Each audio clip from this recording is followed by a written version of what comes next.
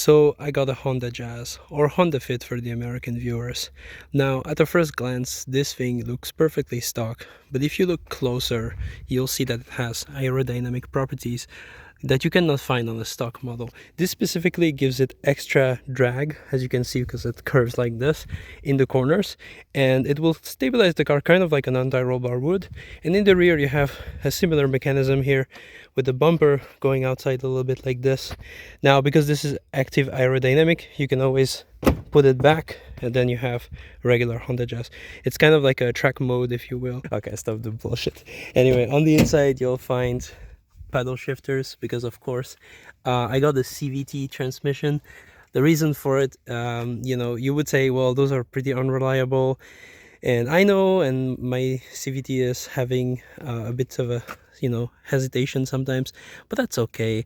And I changed the transmission fluid and it didn't solve the issue, but that's okay. And it's getting worse every week, but that's okay. Yeah, I kind of made a poor decision on that, but it's pretty fun. I mean, come on, it has a 7-speed mode that you can engage, and then you can shift with the pedals. Now, it only has 83 horsepower, so it's not exactly a crazy race car or anything. And it also has this L mode, which is something that's purely CVT. This actually keeps the RPM at peak power at all time when you engage it. So, I mean, this is really like peak performance, but I mean, in a car like this, it doesn't do much. Anyway, let's take this thing on the Touge so I can show you what it can do, even though it's going to be a bit underwhelming, but it's still fun in my opinion. You might think this car, because it only has 83 horsepower, it's quite lame, but fun fact is that this thing actually weighs 1.1 ton. I mean, depending on the configuration, I think it's as heavy as it gets for the first gen. And you're not at a total loss if you have the CVT transmission.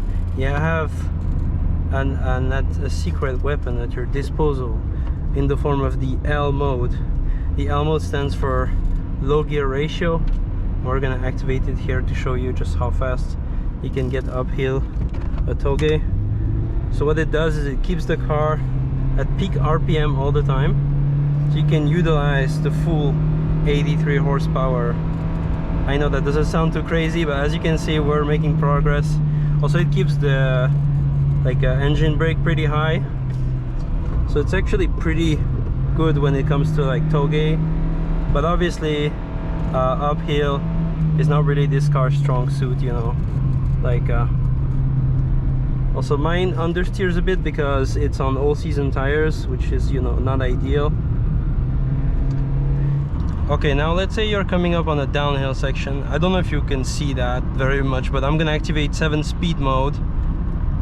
So now if you're going downhill, you can use the paddle shifter and downshift. Look at this, 2,000 bucks Honda Fit, am I right? It actually works pretty well. Like, I mean, it's very serviceable for what it is. And as you can see, I'm engine braking as much as I want. And as soon as you touch the pedals, the car goes into manual mode. So now I'm manually changing gears. The gears that don't exist, by the way. Except when you reach peak RPM, it will actually upshift by itself for some reason.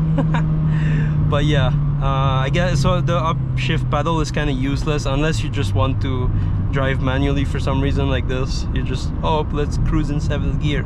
But the thing is, 7th gear has actually actually higher RPM than just using the regular CVT drive mode, so it doesn't make a lot of sense. Anyway, this mountain road is pretty nice, right? I mean, this is like my backyard or something. Are you ready for this? I just love it. I never had paddle shifters on the car before, so I just love having it. Anyway, we're arriving in the village now, so, you know, stop the nonsense. You just press the button and the 7-speed mode goes away, and then it just disappears, and you're back driving a regular boring car. I don't think it's that boring. I think it's pretty fun, honestly. And you know, that's well, now I'm gonna talk philosophically. No, not really, but I think this is one of those things, like, the cheaper the car, the more fun you're gonna have, because the car does not like impact your life. The car doesn't own you.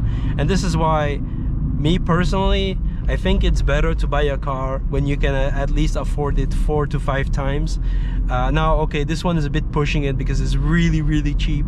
So, but you know what I mean. Like if you buy a car and you can still afford it a few more times over, then if something breaks or if you change your mind, you want something else, you always have the freedom to change and you know, adapt to your needs and wants and whatnot.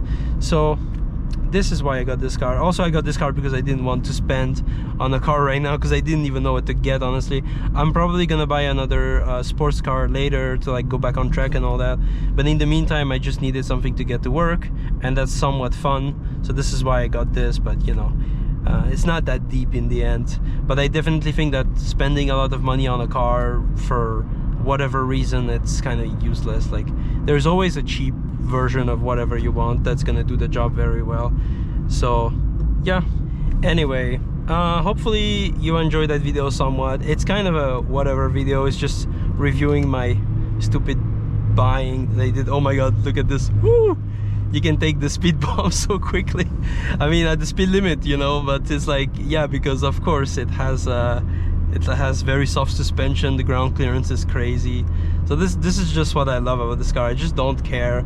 You just like pop it in drive and just go to work like this, and you don't have to worry about the thing. It's really cool. I like that. Anyway, see you in the next video. Bye.